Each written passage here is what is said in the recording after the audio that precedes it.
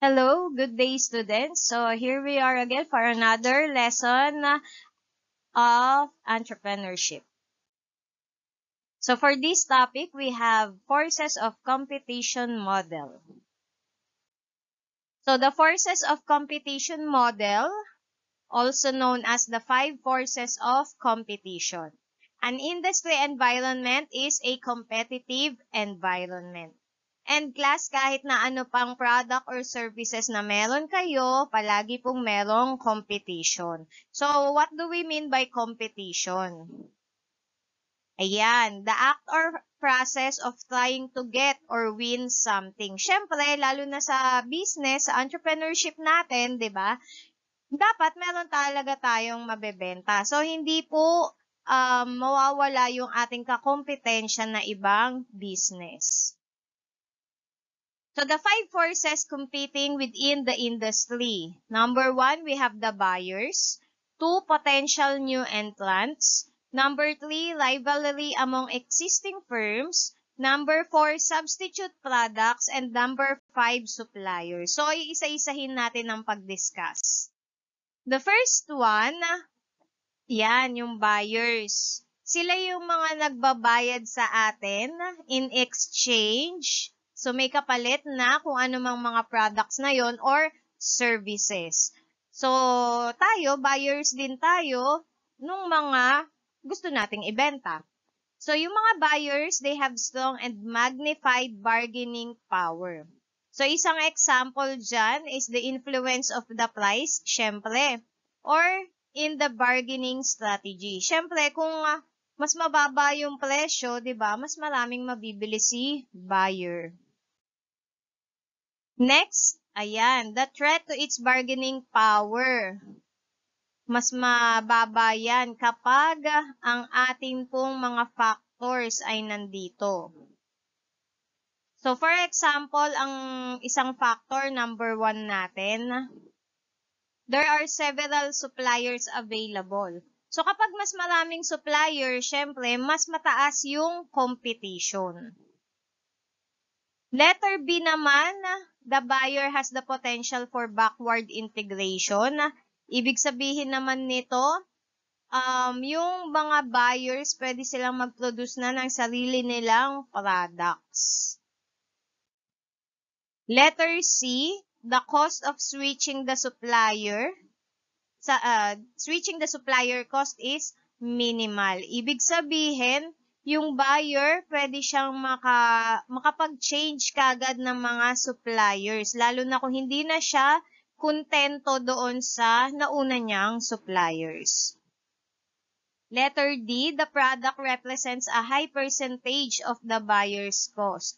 So, etong factor na to, mas nakakapagbigay ng leverage sa negotiation ng mga suppliers. Mas nare-recognize yung importance ng buyer na dapat sila ay maging satisfied doon sa mga products para ma-maintain yung business. Letter E, the buyer purchases large portions of the seller's products or services. So, yung supplier, mas willing siya na mag-offer ng discounts, o kaya bagong mga terms and conditions para hindi mawawala yung kanyang buyers. Ayan, next tayo. Number 2, potential new entrants. So, a new entrants, ibig sabihin yan yung mga companies or businesses na merong ability na makapasok doon sa particular na industry. So, example natin, ito, if the business requires huge capital, hindi makakapasok agad or hindi makaka-enter yung isang business. So, paano yung mga factors na yan? Eto, letter A, substantial capital requirement. Ibig sabihin, kapag nag-business, tapos malaki yung puhunan, hindi kaya ng ibang small business owner. Kaya, hindi sila papasok sa industry na yon. Kapag letter B naman, strict government policy, syempre, pag maraming rules and regulations para doon sa specific na industry, mas magiging challenging yun sa mga bagong bagong nagbi-business. Letter C, difficulty in accessing distribution channels. So, mahirap din na makapasok para doon sa products mo kasi hindi mo ma-access yung mga different channels na yan, distribution channels. Mahirapan ngayon makapag-compete yung mga business. Letter D, economies of scale. Dito naman, magbe-benefit yung mga nag-e-exist ng business. Mas makakapag-produce sila ng mga products nila ng mas marami. Bulk order, kumbaga, para mas bumaba yung presyo. Ngayon, yung mga bago pa lang na papasok sa business, mahihirapan silang makipagsabayan. Letter E, high cost of product differentiation. Sa letter D, syempre, ine-expect natin na yung customer mag-e-expect siya ng unique at saka ng high quality products. Tapos, magiging mahal yun, kaya high cost. Kapag sa mga bagong entrants, yung mga new entrants na yan, magde-develop pa lang sila, mahihirapan sila na makipagkompetensya sa mga nauna na. Letter F, high switching cost. So, sa high switching cost, kung yung mga customers ay mas marami nang nagagastos na oras o kaya pera, yung palipat-lipat ng company sa mga products or services, ayan, hindi nila susubukan yung mga bagong business pa lang. Doon na sila sa subok na nila. 'Di ba? So, ayan yung mga different factors. Next tayo. Number 3, rivalry. So, syempre, competition palagi talaga may rivalry. Halimbawa, si Lazada at si Shopee. So, among existing firms. So, rivalry, state or situation wherein business organizations nagko-compete sila sa iisang market or sa particular market. So, halimbawa, syempre, yung market natin, 'di ba? Ay tayo yung mga buyers, tapos yung mga nagbi-business, yung mga companies, ayan, namimigay sila ng mga freebies o kaya special offers. So, may magkalaban na talaga, 'di ba? Ngayon, tataas lalo yung rivalry ng dalawang or marami na mga nag-e-exist na firms na yan dahil dito sa mga factors na to.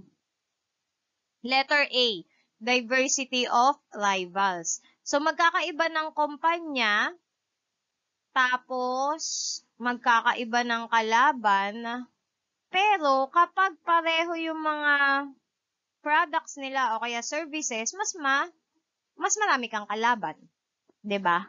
So binibenta ni company A, binibenta ni company B, kung pareho sila ng mga products, 'yun, magkakompetensya sila, rivals sila. Pero kung halimbawa magkaiba sila ng binibenta, hindi sila masyadong magkaaway. Letter B, number of competing firms. So, syempre, kapag more firms ang nagkokompetensya, number of competing firms, pag mas marami yung nagkokompetensya, nag-aagawan sila sa mga parehong customers.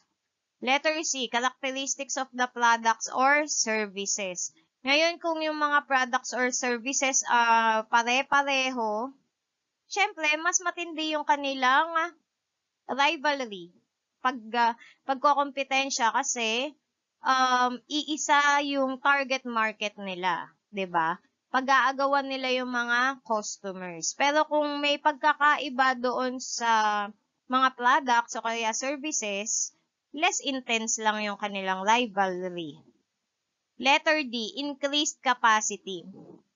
Siyempre, kapag yung mga kumpanya, mas marami na silang napoproduce na mga products o kaya mga stuff nila, mas malaki yung competition. Kasi mas marami ng supply sa market.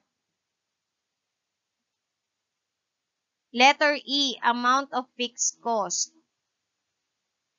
So, dito yung mga fixed cost, ito naman yung mga expenses sa isang kumpanya. Kapag mas mataas ngayon yung presyo, mas magbebenta sila ng mas mataas.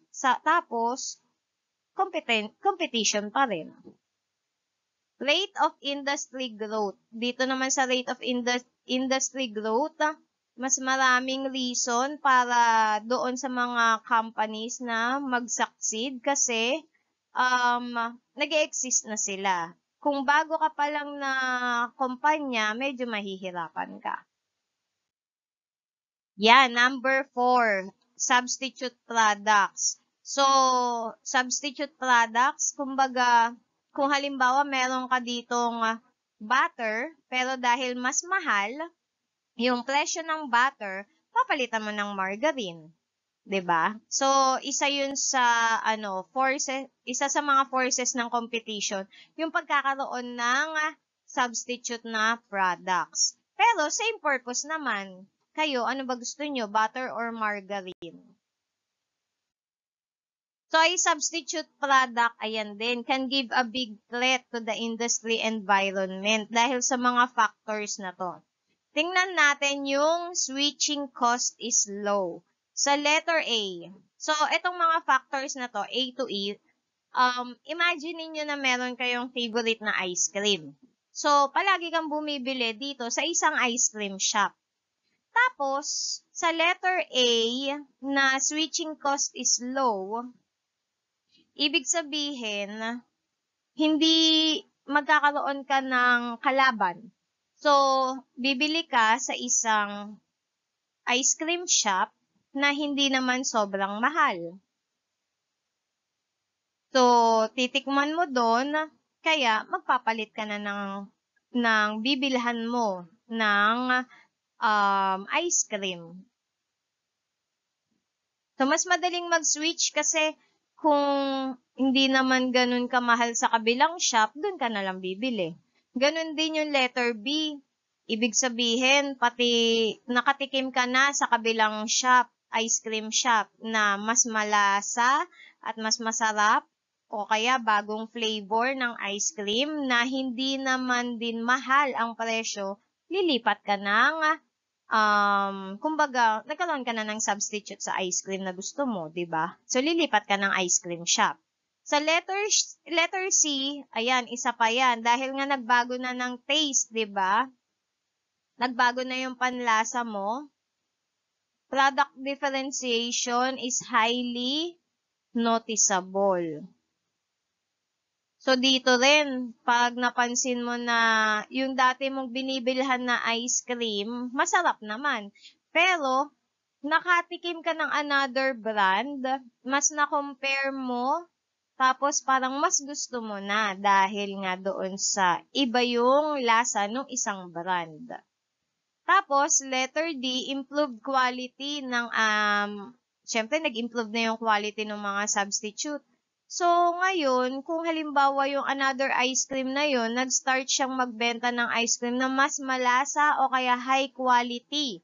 'Di ba? Hindi lang siya basta substitute na sa'yo. Doon ka na talaga bibili at mas magsiswitch ka na ng brand dahil mas nasarapan ka sa ice cream ng bagong shop na yun. Tapos, ayan pa. Syempre, kung nasarapan ka na, yung letter E naman, mas mababa rin yung presyo, kaya mas gugustuhin mo nang lumipat doon. So, yan yung mga kalaban ng substitute product.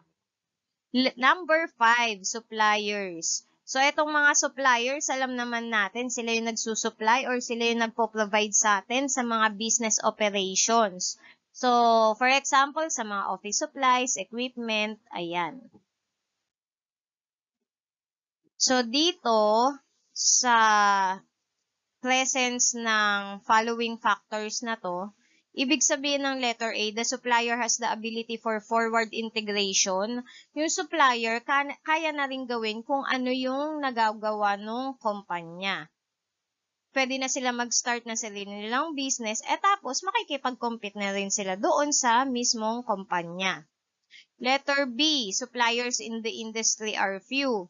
So, kung mas konti lang yung mga suppliers, pero mas marami naman silang nabebenta, mas marami silang control kaysa doon sa mga other options. Letter C, substitute products are not readily available.